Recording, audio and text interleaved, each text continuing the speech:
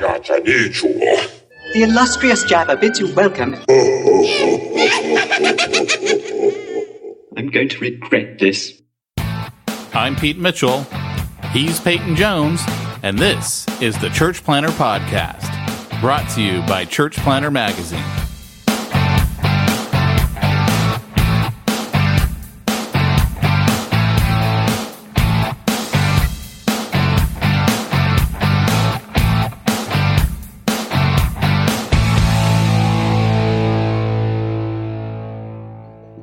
Hey, Church Planter, this is Pete Mitchell, and I am here today with a very special guest, a guest you all know if you've been listening to the podcast for, about 200, 250 or so episodes, a man formerly known as White Tyrone. I can be White Tyrone again.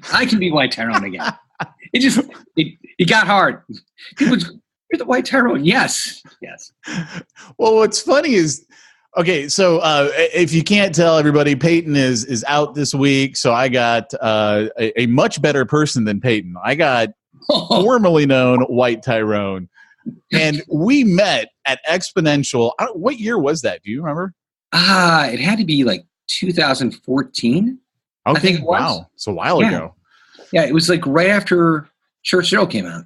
And you were like, yeah, I'm the only White Tyrone you're ever going to meet. And like, that was how we knew you. So we're like, hey, it's White Tyrone. We kept talking about you on the podcast. And then, hey, don't call me White Tyrone on the podcast anymore. Okay, it's the guy formerly known as White Tyrone. See, this is why. Remember, with friends like Pete and Peyton, you don't really need enemies. So, enemies. I see what you did there. It's a tough crowd. So anyway, what I asked Tyrone onto this podcast for is I wanted to talk to him about kind of a facet that, if you listen to last week's podcast that I did with Dave Negri here on Church Planter Podcast, it was our crossover episode that we did between Contractor Secret Weapon and Church Planter Podcast, and we talked about mission or business as a mission field. And so we're kind of continuing this theme here. And Tyrone has been a church planter, a pastor, a missionary, a software salesman, a business growth consultant. He's gone through my business growth consultant training a couple of years ago now. Which I still use to this day with everything that I do. Yeah.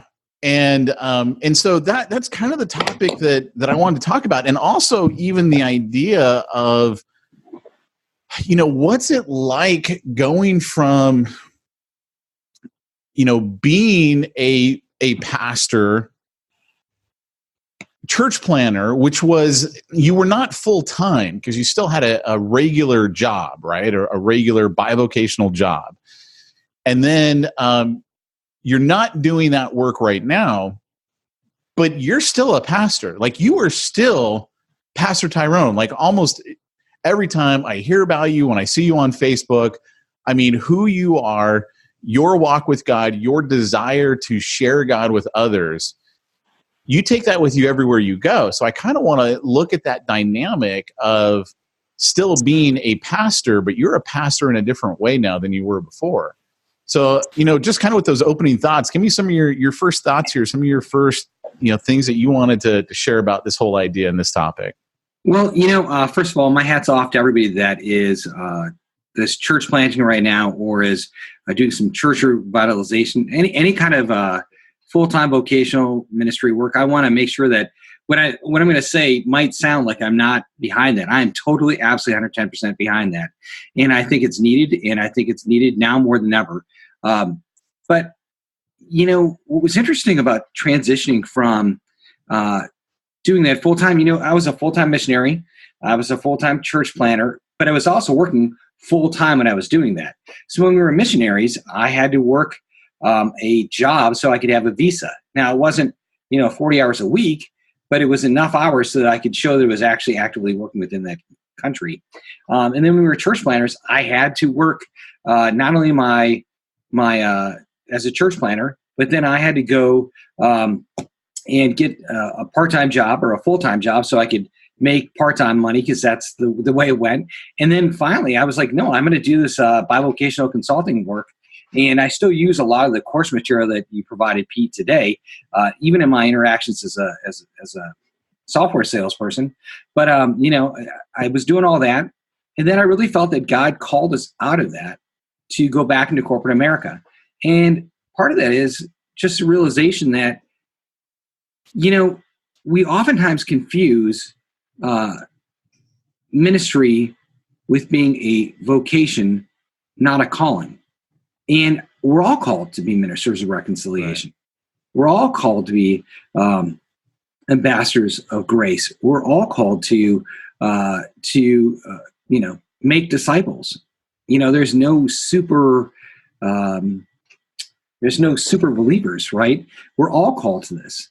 And so to that extent, God used that time for us stepping out of it what we're doing right now is probably the hardest missions field I've ever done. So, and let's talk a little bit about that. What are you doing now with your family? Let's talk about your family right now, because I think this is an interesting story for our listeners to hear. So my wife and I had always had a goal to adopt. In fact, when we were dating, it's one of the things we talked about. Hey, how many kids do you want to have? I had a crazy number. She tried, she made me a little bit more realistic. I was like 8. She's like, how about 3? And as we had kids, my wife was like, let's adopt. And so we had an adoption that failed. And then we actually ended up going into fostering, and we fostered a total of 5 kids. We had 2 sets of siblings. And when I came back into the business world and was able to kind of catch my breath and spend more time with the family, that was really vital time. My wife and I started praying about adopting again. And we just adopted 3 boys. They are 14, 11, and 9. And they're great. I mean, we already have 2 biological daughters, but now we have a house full of, 3 boys, and the house is much louder than ever before. So I don't know if that helps at all, but yeah, that's a story. Where are they from? They're from Colombia. Yeah. So, okay. South America, the country, not the city. What? I kind of want to talk about this only because I think a lot of people will find value in this, in that, I mean, you adopt a 14-year-old, an 11-year-old, and a 9-year-old from another country, take them from their country, their home, their environment, their language, their food, their friends, their school, whatever. I don't even know what the school is like in Colombia. And you transport them to where you're at in South Carolina. How has that transition been for them?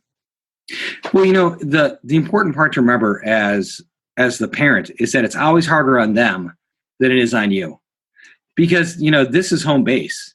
So the benefit for us is we had been missionaries, so we'd kind of experienced some of that. But, for them, it's there's definitely a grieving period. Things are different. Food is different. What you can get is different. Christmas is different. New Year's is different. I mean, everything is different. Mom and dad say no. You cannot do this. You cannot do that.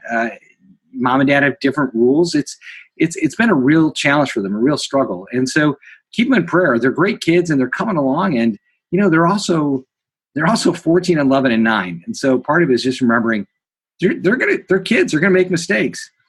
In fact, do you want to hear the great saying we have in our house? Yeah, let's hear it.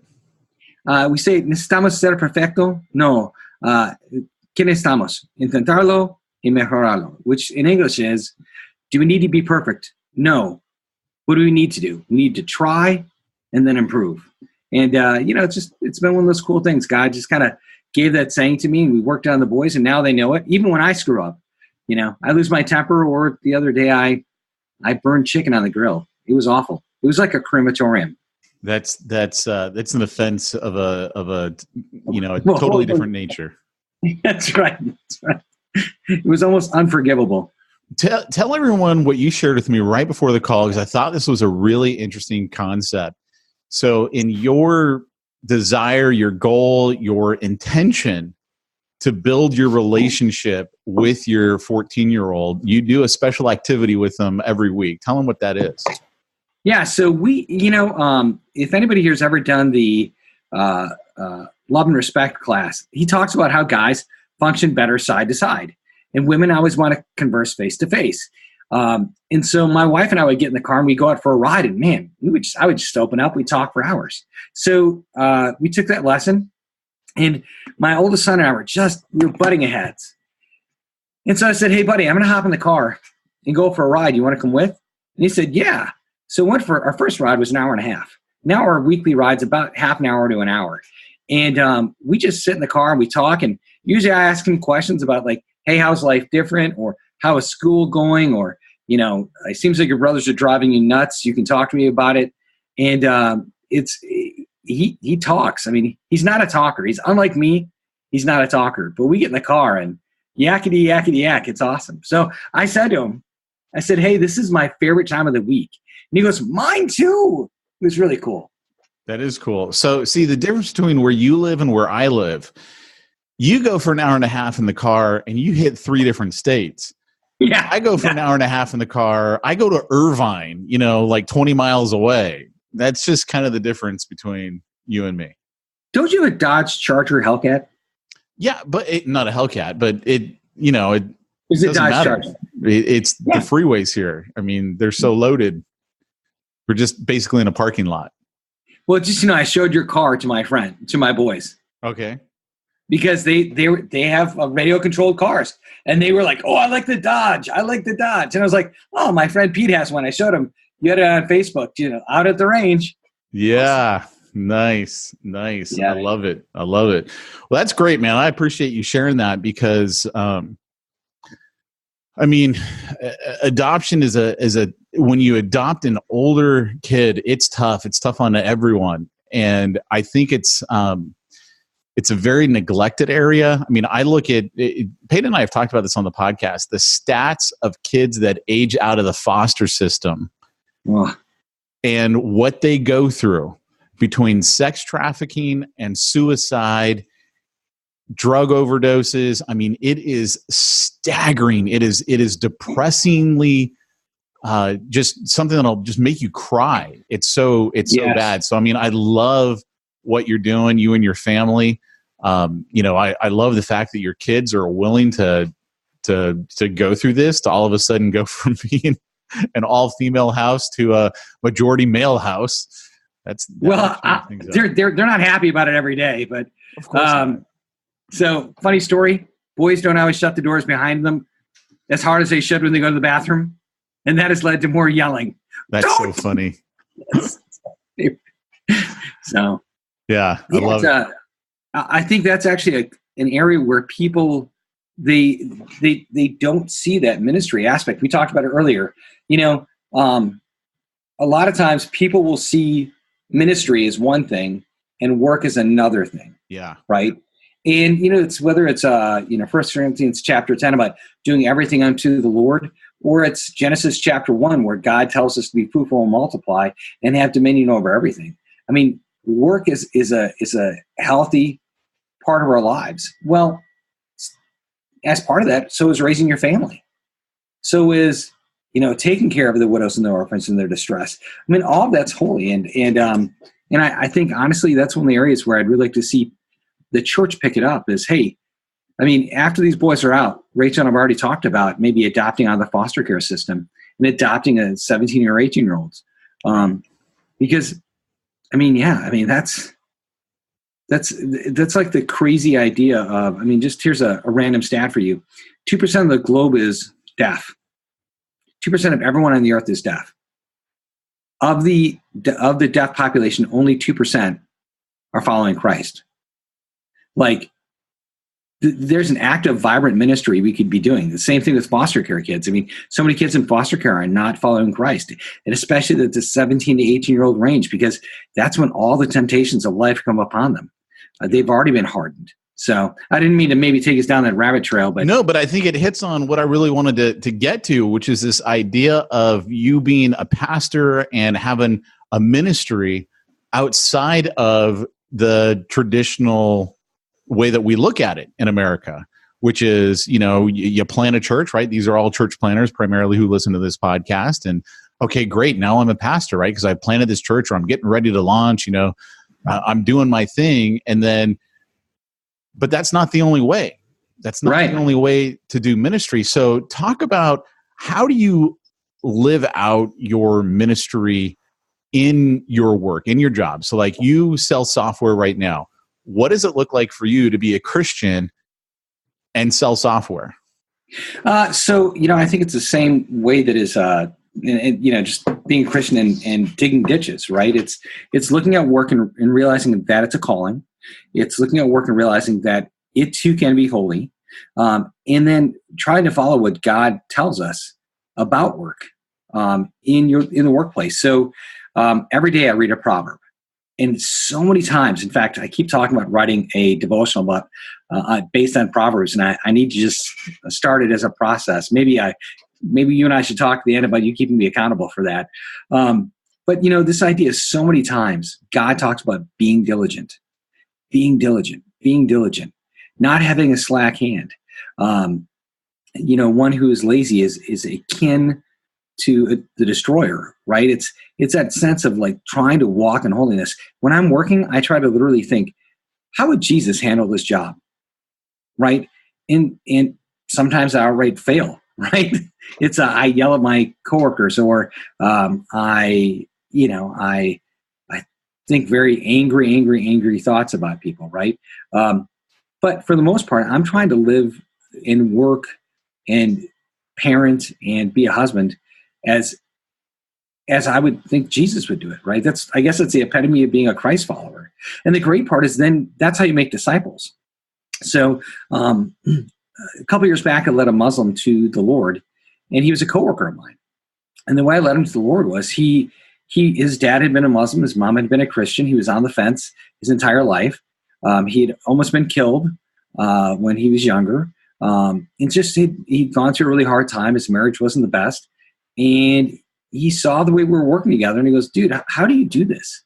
And I just had a chance to share Jesus with him right there. He came to Christ, and he goes to church now, and in the city that he lives in, totally praises God every day.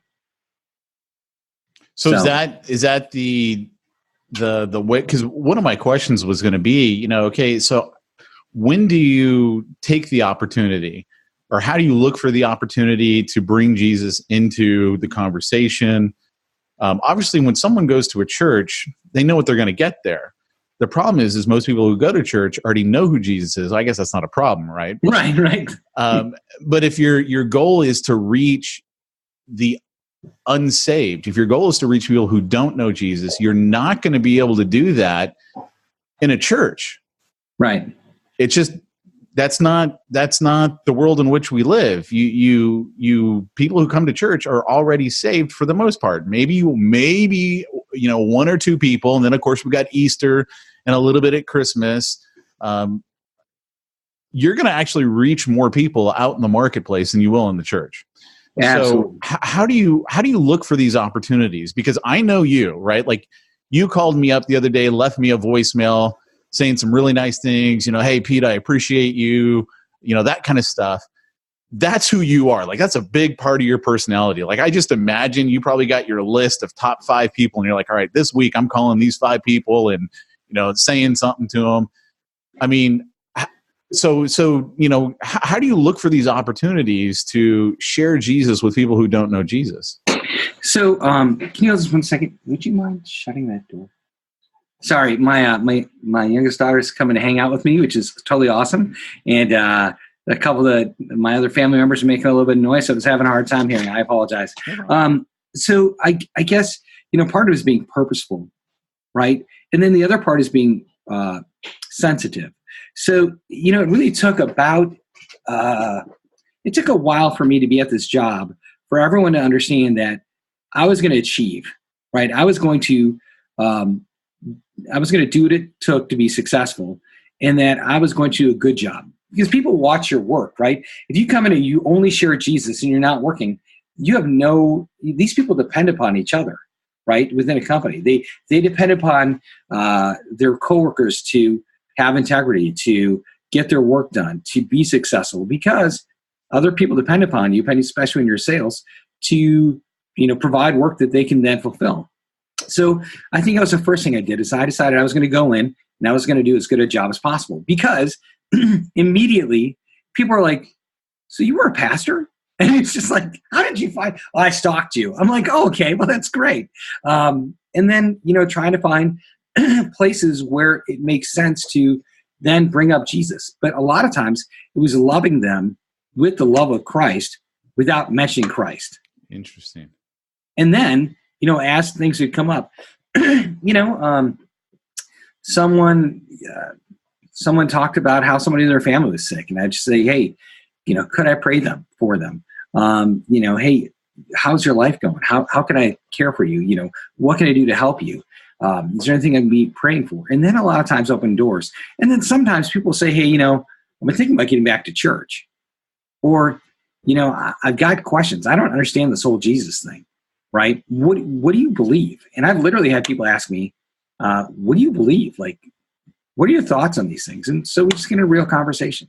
But once again, the difference between being a pastor, a full-time vocational pastor, or even working in a nonprofit that helps people, but it's a Christian nonprofit, and working somewhere else is, working somewhere else, you got to prove who you are first before anyone will give you any kind of,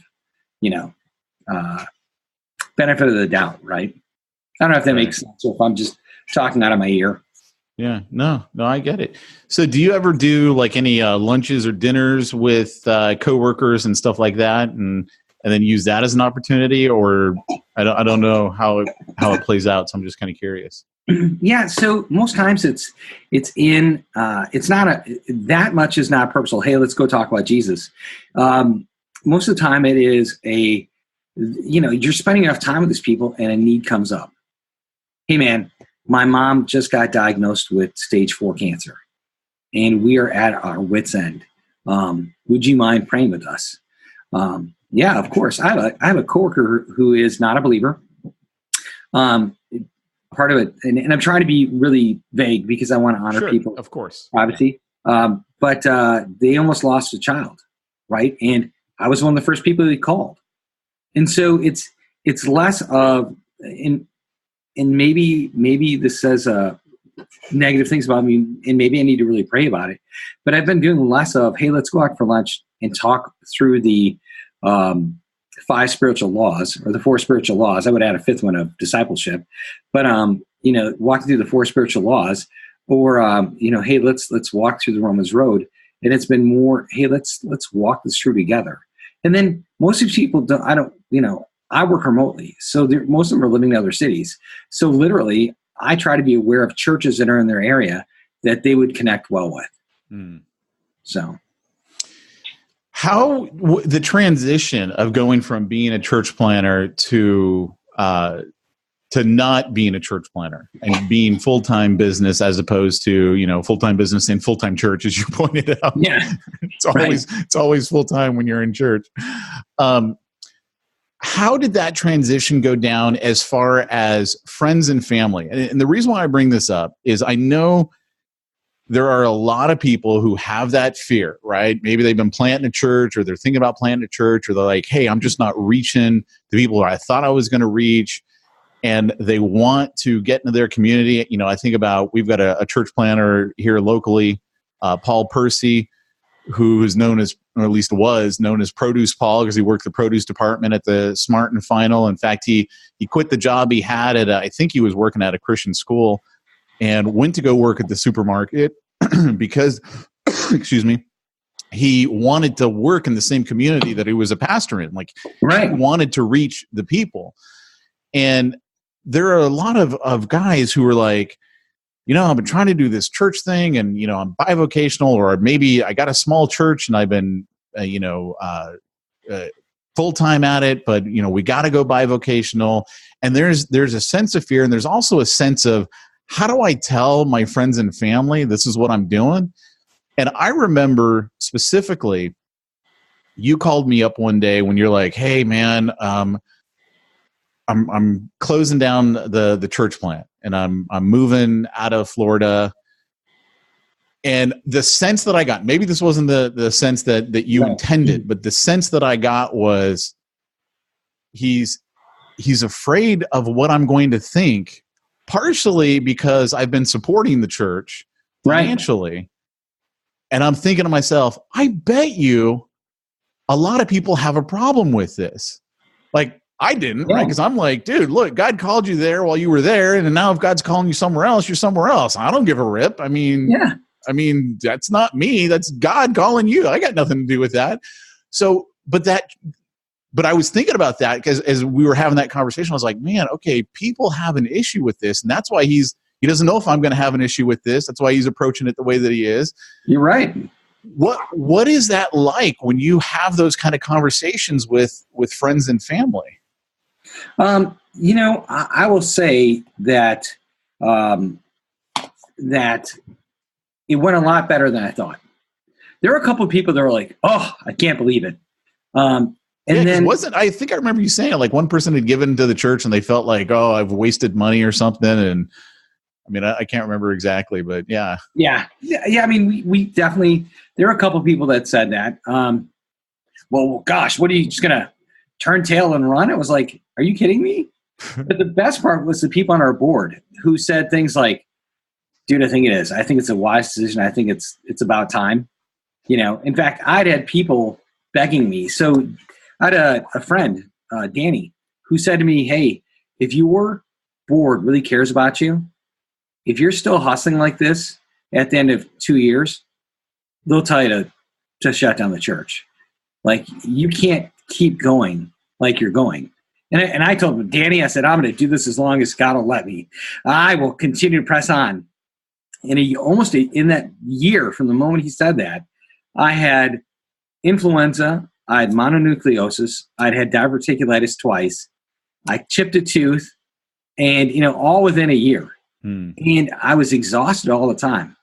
And so it was a really tough thing. So the people that were connected, that knew what was going on, they all kind of got it. And the people that were upset, they would have been upset anyways. Right. We'd had a couple that was pretty upset. And I understand that. I honor them. I bless them. But I had to do what God was calling me to do. And if I was were they just active in your church, or were they just supporters of your ministry in the church? Both. So it was just probably even a sense of an abandonment on their part, right? If they were active in that. Yeah. And so there's that sense of how do we make this work? How do we yes, I haven't tried, handing over everything to someone else and saying, hey, take this, run this. And no one said, yeah, we want to, right? And so that was kind of the difference, right? I was like, well, okay, let me get this right. You want me to keep doing something that no one else wants to do. Including you. Including me. Yeah. Including you. Yeah. Yeah. Exactly. Them. Yeah. It was pretty rough, but the truth is, I think the ultimate thing is if you're called to it and then you're called to something different, it's honoring that. Right. Because most people think, hey, I'm called to this for a lifetime. Most people don't work a job for a lifetime. Right. And I think, you'll hear pastors say, I had a pastor say to me, well, Moses never retired. I'm like, you're right. Moses never retired. That's absolutely it. But, Paul moved on from one place to another. Barnabas moved on from one place to another. And, those guys, it was just a different time and place. And I'm not responsible for being Moses. I'm responsible for being me. Right. So. Yeah. No, I get it. And I think that's a really tough conversation that pastors got to have when they're like, hey, you know what? Now I'm being called to something else. I'm being, another direction I need to go in. And, I think about my own family, my father growing up. There was a couple of different times where my dad had to leave full-time ministry. And in fact, that's when he became a school teacher and he worked at juvenile hall, was because I didn't know this at the time, but I think the story is that the church hadn't been able to pay him for like 6 months. So we got like 6 months without an income. And he's like, look, I need income. I got to take care of my family. I got to go get a job. And that can be really tough for people to to deal with. And there's also this sense of failure, right? That sense of, oh, I failed. This is what I was called to do. This is what I was going to be doing. And I dropped the ball. I didn't do it. That transition that you made. Hey. Sorry. I just want to throw this out here. Yeah. You asked, what did my family think about it? And so I was like, I wrote a quick note to Bella. I was like, hey, do you want to share like what it meant for you when I said, hey, we're going to be getting out of the full-time ministry and moving? And I asked her to kind of keep it short, maybe 30 seconds, but Sure. You want to share about that? Sure. It was very interesting because we had been missionaries for pretty much as long as I'd been alive. So it was definitely something different, but I knew that we'd keep sharing the gospel no matter where we went, because that's just my dad. My dad's the kind of person, if he sees somebody and he has a Bible in his trunk, he's like, hey, do you want a Bible? Here. God bless. Here's $20. God bless. Like, I hope God helps you in your life. And there's a homeless shelter 3 blocks down if you need somewhere to go for the night. It's really good. I know the people. Tell him Tyrone sent you. He's that kind of person. So I knew that we'd share the gospel anywhere we went. And he's a big inspiration why I'm where I am today as a Christian. So, I love you too. Awesome. I'll be taking her to Starbucks later, just so we know. No. No. All right. How old are you, Bella?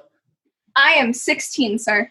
Great. Good job. Well, that's so awesome to hear. I wanted our listeners to hear that, I hear a 16-year-old, their opinion on that, their take on that. That's awesome. Thank you. Thank you very much. Love you, sweetie. I'm going to go my second. Sounds good. No, that's great, man. That's really, really awesome. And I appreciate you taking the time to share all this, because that's what I kind of wanted to give our pastors the freedom to think about, to understand, to feel, to have this conversation, to talk to their spouse about it, to talk to their family about it is sometimes it's God calls you to something else. Yeah. Sometimes it's time to move on. And our number one most downloaded podcast was something, I think it was titled How to Know When It's Time to Quit. I listened to it. Just, Yeah. But I mean, it's like, yeah, that is something that is always on the mind of probably every pastor, and certainly the church planner, certainly the bivocational, because of that dual pull that you've got. But what I kind of wanted people to get from this is, having known you as long as I have and worked with you, doing the training with you, seeing you use all of that information, now you use it for another company. I wanted people to understand that they can still be a pastor in a different capacity. You don't have a congregation necessarily, right? Right. But you're still in ministry. And that's really what I wanted people to understand, is you can still be in ministry. And like you said earlier, that's actually what we're all called to do, right? Yeah. And realistically, you look at the church, you look at the guy up there on stage. If he's full-time, he does not talk to as many non-Christians as you do, the guy who's working full-time in the audience. Yeah. You're the one that's really got the reach, really got the power. And that's really the benefit of being a Christian out there in the marketplace. I would challenge everyone I know, every church planner I know, because I was one of them, that sits at a Starbucks and thinks that that's engaging your culture. It's not. It's not. Because I get it. It gets you out. It gets you, especially out of the office. It's better than sitting in an office waiting for people to come to you. But I really do believe that doing some form of work outside of your church is powerful. There was a pastor in Fort Lauderdale that basically told his entire staff, you all have to have a part-time job. I'll pay you full-time, but everyone here has to have either start their own company or go get a job somewhere else and do something else. And his point to them was, you need to be able to reach the culture. One of the pastors, actually, I love this, ended up leaving the church and running his company full time, because he had something like 10 or 13 employees that were working for him full time, that he was helping provide a great living for, that he was leading to follow Christ. Like he did, he was open about his faith at his workplace, but he had as much of an impact, if not more of an impact, on all those people and their families and their friends and all of his customers that ranged all throughout Florida, right, than he did as an executive pastor at his church. And that's just because, and don't get me wrong, I think, hey, if you were called to be an executive pastor, please do so, right? If you're called to be a full-time vocational pastor, please do so. But if you're on the fence and you're wondering, where am I at? Well, maybe God's going to use that work, right? Because work can be right. The work that you're doing to reach the lost, right? Interesting, man. I love it. Well, hey, in closing, I'm going to go back to our hardcore church planning days. I'm going to ask you a really important question. You're about the same height as Peyton Jones. If you and Peyton Jones were to get into a physical fist fight, who would win? Oh gosh, it is so hard. I would. Of course you would.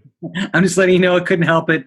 No, Peyton is leaner and more fleet of foot, so he could probably, if he could hold on for a good 5-10 seconds, he would win. But if I had the benefit of my extra weight, hey, by the way, anybody who's not checked out Pete, what are you calling it? The AmericasFitnessClub.com.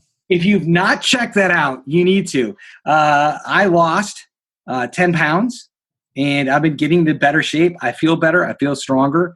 I have to get serious about it because I took a 2-week vacation, and one of the great things about the program is it's, hey, you know what? You have to live your life. Christmas, Thanksgiving, you got to do those days. The unfortunate part for us is on this 2-week trip, I had Christmas 4 times. So I lost 10 pounds. I won't say how much I gained back, but now we're back and serious with it. So check out AmericasFitnessClub.com. Hey, man, all I can say is I'm down 85 pounds. You look good. I tell you, I feel good. Good. So I see you're able to do so much more in terms of shooting. You've got probably a lot more energy. My goal is what's called appendix carry. It's when you conceal carry, but you carry basically with the gun pointing towards, the family jewels, shall we say. You can't do that when you got a gut. So, you got to get rid of the gut. So that's what I tell the guys at the range. Or you just aim it awkwardly. Well, it's you wear a holster, right? But I mean, it's definitely appendix carry. It's called appendix carry. Well, so Rachel gave me for our Christmas dancing lessons, right? Oh, nice. Which I love. It's great, something for her and I to do together. But I thought she'd give me something like that, and I thought it was a conceal and carry class. So I think for Valentine's Day, I'm going to get her and I a couples conceal and carry class. There you should go, man. Yeah.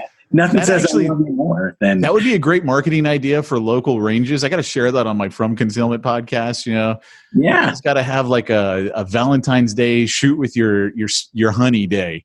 That's it, honey. That's it.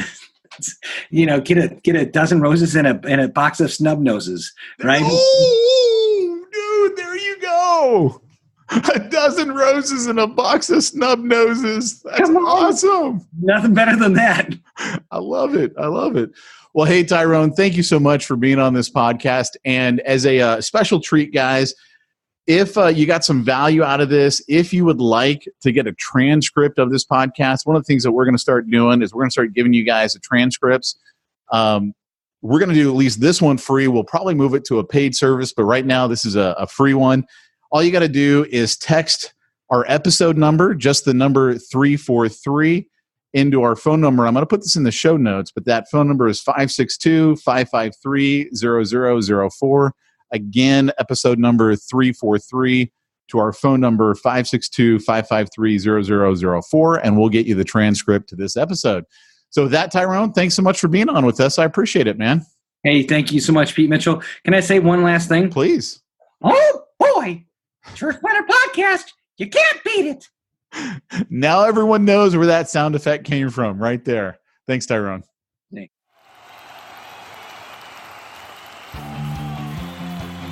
Thanks for joining us for another weekly episode of the Church Planner Podcast with Pete Mitchell and Peyton Jones. We'd love to hear your comments on this episode of the Church Planner Podcast. Visit us online and let us know what you thought at churchplannerpodcast.com. If you subscribe to us via iTunes and have enjoyed the podcast, leave us a positive review. The more positive reviews we receive in iTunes, the more iTunes will promote us to other church planners who would benefit from this show.